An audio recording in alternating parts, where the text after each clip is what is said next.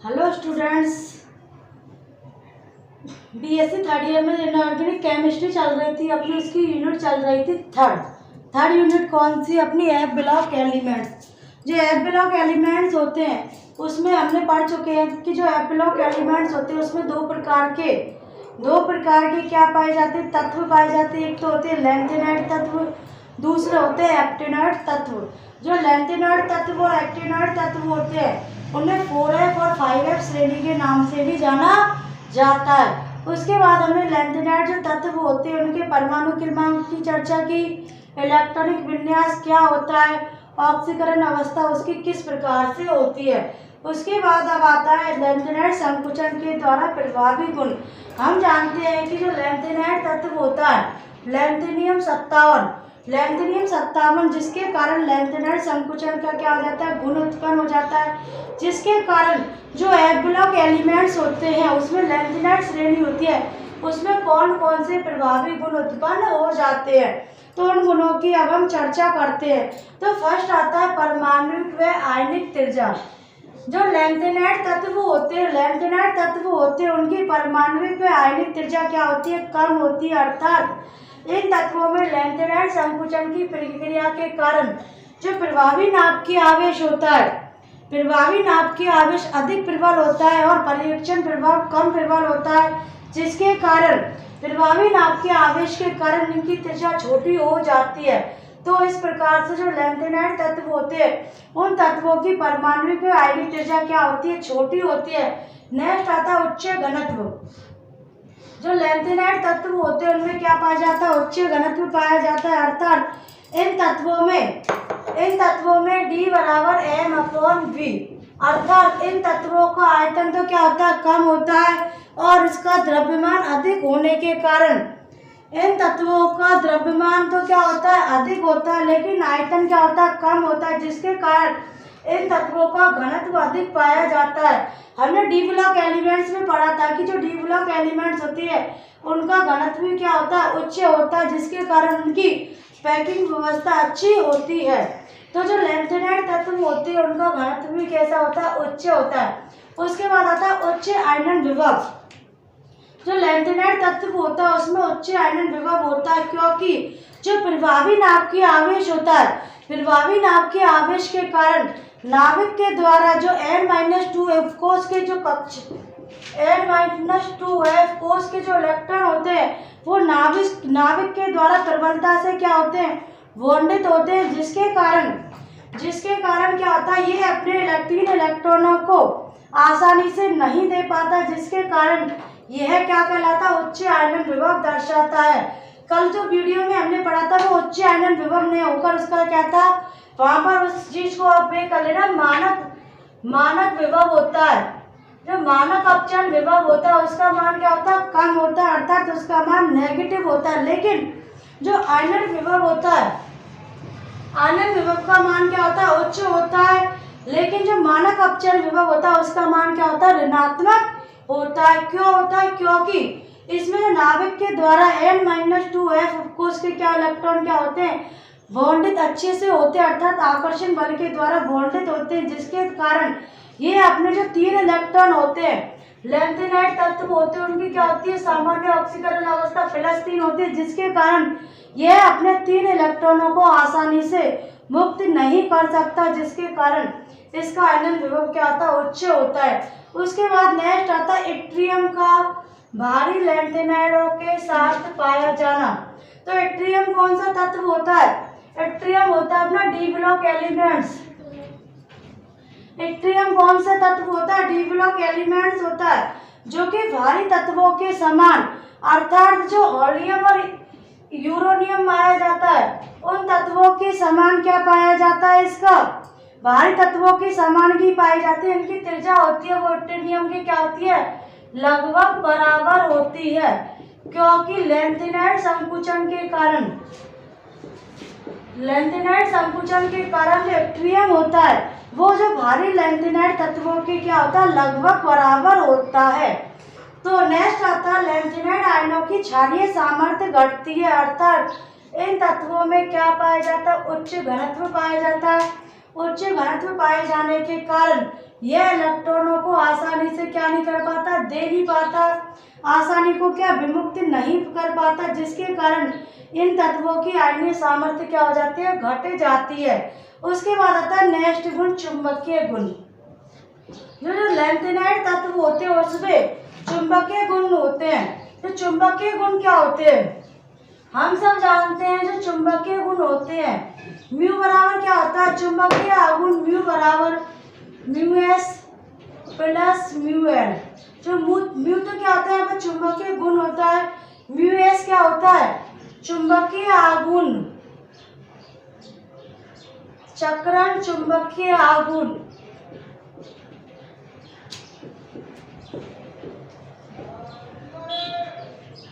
और mu L क्या होता है, कक्षीय चुंबकीय आघूर्ण।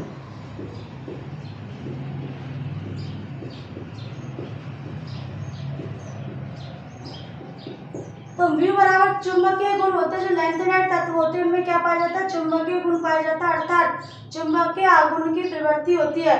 चुंबकीय आघूर्ण उस तत्व में चक्रण व कक्षीय गति दोनों के द्वारा क्या होते हैं, उत्पन्न होते हैं, जिसके कारण जो चुंबकीय आघूर्ण होता है वो उत्पन्न होता है। हमने डी ब्लॉक एलिमेंट्स में पढ़ा था, उन तत्वों डी ब्लॉक एलिमेंट्स या संक्रमण तत्वों का जो चुंबकीय आघूर्ण होता है वह म्यू बराबर म्यू एस होता है, क्योंकि उनमें जो इलेक्ट्रॉन की जो कक्षीय गति होती है, इन तत्वों की क्या होती है, कक्षीय गति होती है, वो इलेक्ट्रॉन के द्वारा क्या हो जाती है, संतुलित हो जाती है, जिसके कारण इनमें डी ब्लॉक एलिमेंट्स में म्यू किसके बराबर हो जाता है, म्यू एस के बराबर हो जाता है, अर्थात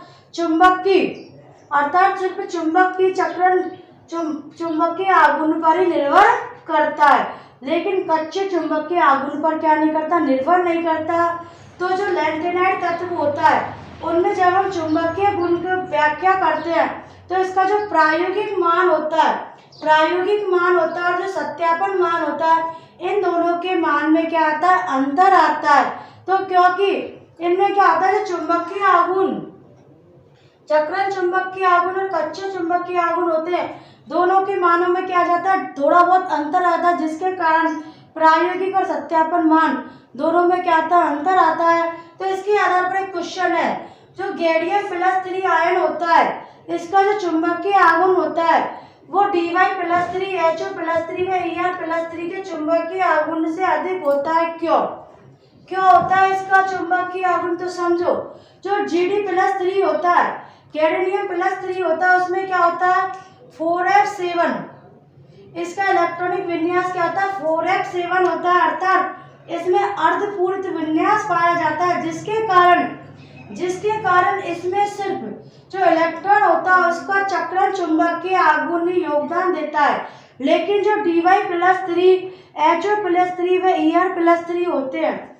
उसमें ये दोनों ही गुण क्या होते हैं, योगदान देते हैं, क्योंकि इनमें क्या नहीं पाया जाता, पूर्ण पूरित या अर्धपूरित विन्यास नहीं पाया जाता, जो कि क्या होता है, स्थायी होता है, जिसके कारण इनका जो चुंबकीय आघूर्ण होता है, इन तीनों तत्वों का जो चुंबकीय आघूर्ण होता है वो Gd+3 आयन के चुंबकीय आघूर्ण की तुलना में क्या होता है, अधिक होता है।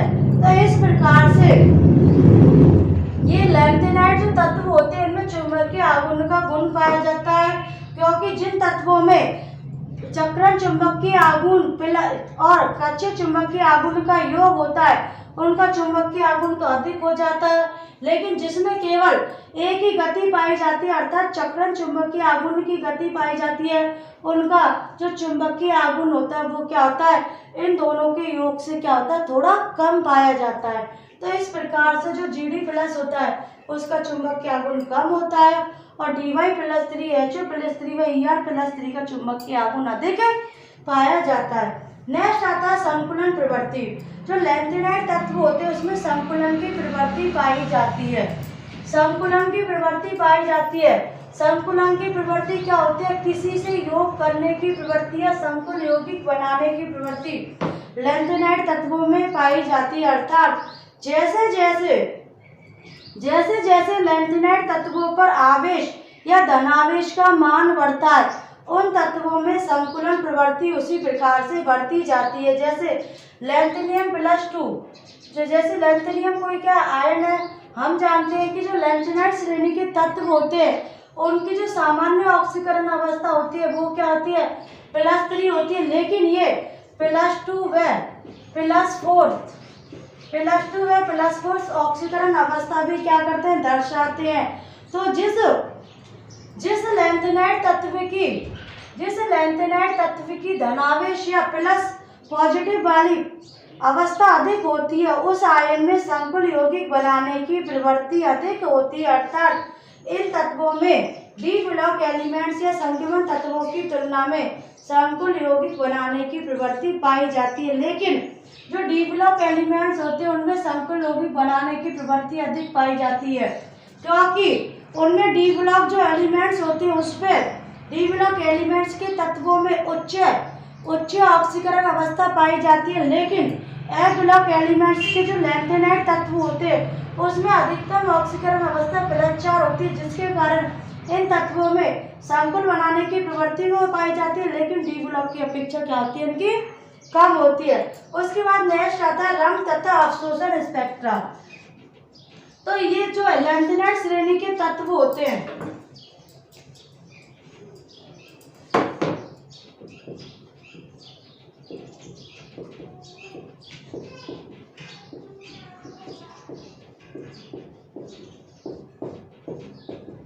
लैंथेनाइड श्रेणी के जो तत्व होते हैं वो रंग तथा अवशोषण स्पेक्ट्रा दर्शाते हैं। अर्थात इन तत्वों में FF संक्रमण पाया जाता है।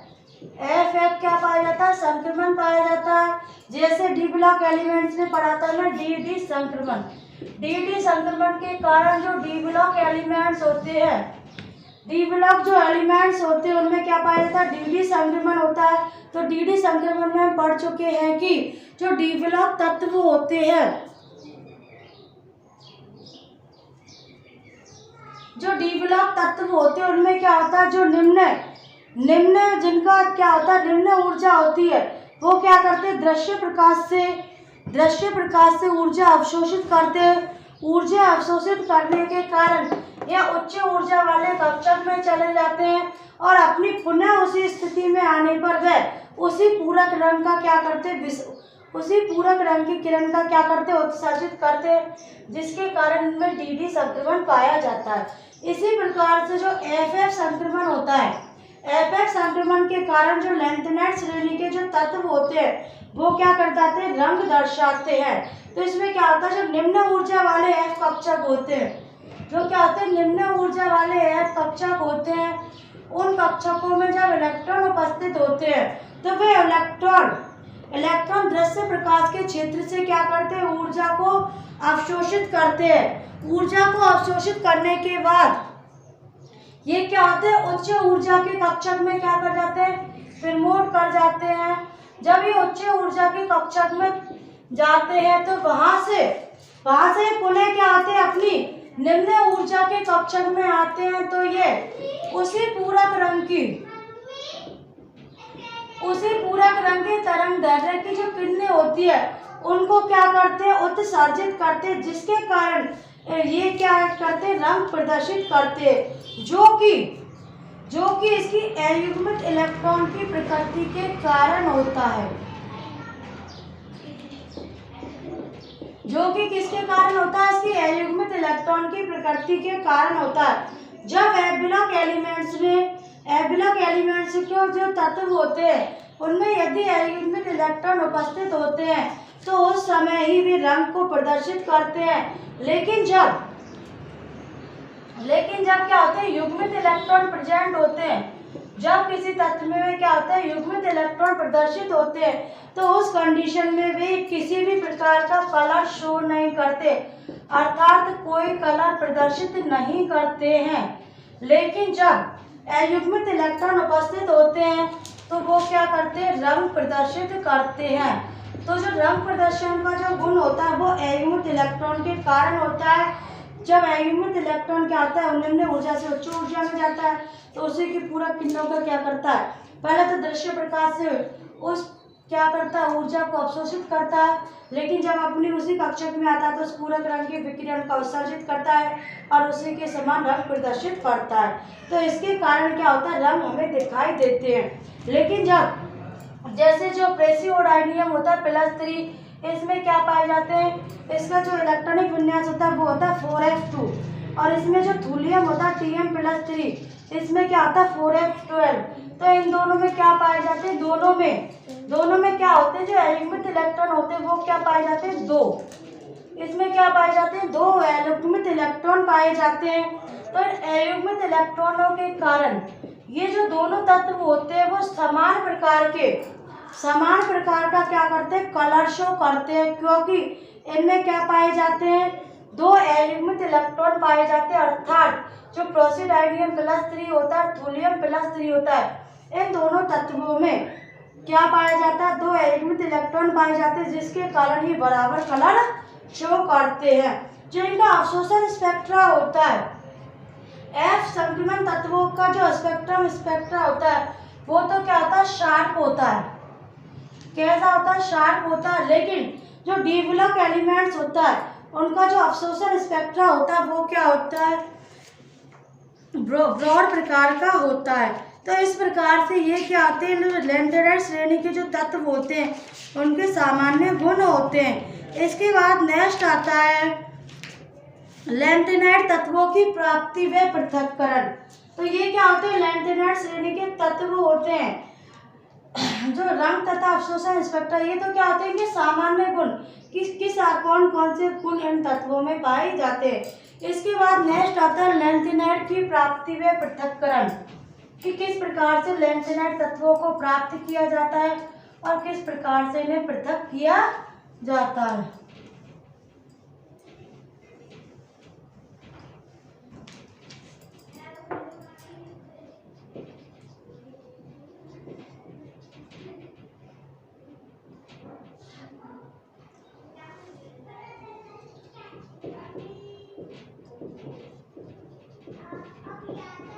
लैंथेनाइड तत्वों की प्राप्ति व पृथक्करण।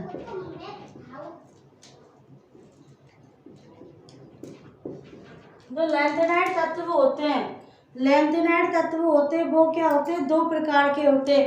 एक तो होता है हल्के लैंथेनाइड तत्व,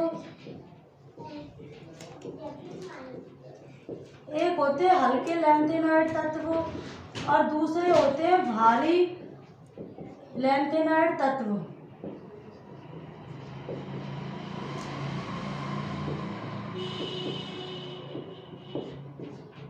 एक कौन से होते हैं, हल्के लैंथेनाइड तत्व होते हैं, दूसरे होते हैं भारी लैंथेनाइड तत्व होते हैं।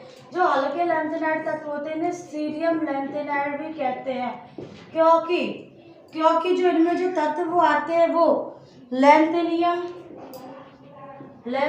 57 से, इसमें जो तत्व आते हैं वो कहाँ से कहाँ तक आते हैं, लैंथेनियम 57 से यूरेनियम 63 तक आते हैं। इसके बाद जो भारी तत्व होते हैं उन तत्वों को हम इट्रियम समूह भी कहते हैं। इट्रियम समूह कहते हैं क्योंकि जो इन तत्वों में जो भारी लैंथेनाइड तत्व होते हैं इसमें जो आते हैं वो आते हैं अपने GD 64 से लुटेशियम 71 तक के जो तत्व आते हैं वो तो क्या कहलाते हैं, भारी लैंथेनाइड तत्व कहलाते हैं। और हल्के लैंथेनाइड तत्व क्या होते हैं, जिनमें लैंथेनियम 57 से यूरेनियम 63 तक के तत्व आते हैं उन्हें हल्के लैंथेनाइड तत्व कहते हैं, इसलिए इन्हें सीरियम श्रेणी कहते हैं। और जो भारी तत्व होते हैं इन तत्वों को इट्रियम श्रेणी के नाम से भी जाना जाता है। तो इस प्रकार से इन तत्वों की क्या हो जाती है, प्राप्ति होती है। लेकिन जो एक तत्व होता है PM प्रोसिडाइनियम तत्व होता है जो प्रकृति में नहीं पाया जाता है, क्योंकि इस तत्व का जो अर्धायु काल होता है वो क्या होता है 2.64 वर्ष होता है। अर्थात इसका अर्धायु काल क्या होता है, बहुत कम होता है, जिसके कारण यह तुरंत ही विकिरणों को, इसका अर्धायु काल क्या होता है, बहुत कम होता है, जो कि जो बीटा जो विकिरण होती है उनके उत्सर्जन से प्राप्त होता है। लेकिन यह क्या होता है, तुरंत ही अपने आयनों में टूट जाता है, जिसके कारण जो प्रोसिडाइनियम होता है इसका प्रकृति में अस्तित्व नहीं पाया जाता, अर्थात यह तत्व प्रकृति में नहीं पाया जाता। नेक्स्ट आता है जो लैंथेनाइड तत्व होता है उनका पृथक्करण करने के लिए हम उन्हें क्या होता है, एक स्तंभ सेल होता है, एक स्तंभ सेल होती है जो कि जिसमें कि जो C डबल और SO3 जो समूह होता है उसको जो स्तंभ सेल होती है उसके रीजन में क्या करते हैं, भर देते हैं। उसके बाद जो लैंथेनाइड सॉल्यूशन होता है उसको प्रवाहित करते हैं। जब लैंथेनाइड सॉल्यूशन को इसमें से प्रवाहित करते हैं तो इन कणों के द्वारा जो H रीजन होता है उनको अवशोषित कर लिया जाता है और लैंथेनाइड तत्व होते हैं वो क्या हो जाती है, अलग हो जाते हैं।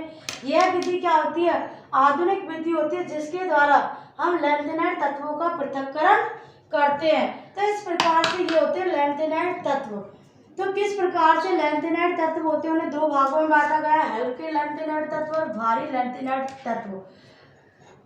तो जो तत्व होते हैं वो तत्व हल्के होते हैं वो सीरियम तत्व कहलाते हैं, भारी होते हैं वो यट्रियम तत्व कहलाते हैं। जो प्रोसिडाइमियम होता है वो प्रकृति में स्थायित्व में नहीं पाया जाता क्योंकि ये बीटा उत्सर्जित किरणों के द्वारा प्राप्त होता है।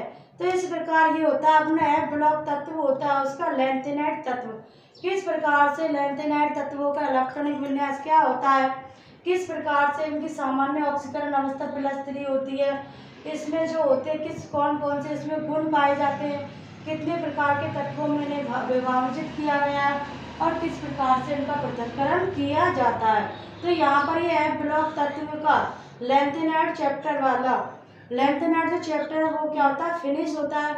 उसके बाद नेक्स्ट वीडियो में नेक्स्ट टॉपिक है अपना इसी F ब्लॉक एलिमेंट्स का नेक्स्ट टॉपिक है अपना एक्टिनाइड तत्व। एक्टिनाइड तत्व की क्या करते हैं, चर्चा करते हैं। आज के लिए बस इतना ही। तो इसके बाद पढ़ते हैं अपन एक्टिनाइड